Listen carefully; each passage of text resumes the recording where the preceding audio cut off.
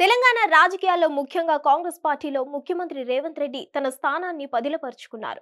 ఇదే సమయంలో ప్రభుత్వ అధినేతగా కూడా ఆయన తనదైన ముద్ర వేసుకుంటున్నారు, పట్టు సాధిస్తున్నారు. అయితే ఇటీవల కాలంలో సీఎం మార్పు ఉంటుందని, డిప్యూటీ సీఎం భట్టి విక్రమార్క పేరు సీరియస్ గా పరిశీలనలో ఉందని వార్తలు రావడం సంచలనంగా మారాయి.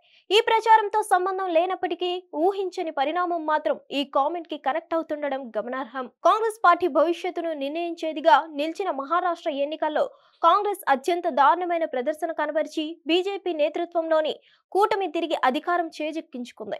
అంతేకాకుండా హస్తం గుర్తు పార్టీ చతికిల పడిపోగా బీజేపీ సొంతంగా పెద్ద ఎత్తున బలపడింది.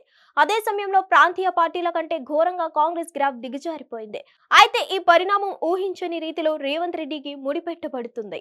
మహారాష్ట్రతో పాటుగా ఎన్నికలు జరిగిన మరో రాష్ట్రమైన జార్ఖండ్ లో కాంగ్రెస్ మిత్ర పక్షమైన జేఏఎం గెలుపొందింది, తిరిగి అధికారం సొంతం చేసుకుంది. అయితే ఎన్నికలు జరిగిన ఈ రెండు రాష్ట్రాల్లో ఉన్న మరో ముఖ్యమైన అంశం కేవలం కాంగ్రెస్ పార్టీ కూటమి గెలుపోటములే కాకుండా ఆ పార్టీ కోసం ప్రచారం చేసిన నేతలు సైతం కాంగ్రెస్ కోసం మహారాష్ట్రలో రేవంత్ ప్రచారం చేయగా జార్ఖండ్ లో హస్తం గుర్తు కోసం బట్టి క్యాంపెయిన్ నిర్వహించారు. మొత్తానికి ఫలితాల తర్వాత కాంగ్రెస్ మహారాష్ట్రలో ఘోర పరాజయం మూట కట్టుకోవడం, జార్ఖండ్ లో అధికారం సొంతం చేసుకోవడం నేపథ్యంలో బట్టి హ్యాండ్ లక్కీ హ్యాండ్ గా మారిందని ఆయన అనుచరులు పేర్కొంటున్నారు. రేవంత్ సభలకు పెద్ద ఎత్తున జనాలు వచ్చారని, చాలా ఆదరణ దక్కిందని ఆయన అనుచరులు పేర్కొంటున్నప్పటికీ ఆయన ప్రచారం చేసిన ఏ ఒక్క చోట కాంగ్రెస్ గెలవలేదని గుర్తు చేస్తున్నారు. అయితే బట్టి విషయంలో మాత్రం కాంగ్రెస్ విజయం సాధించిందని, ఇంకా పార్టీ కూటమి అధికారంలోకి వచ్చిందని వివరిస్తున్నారు.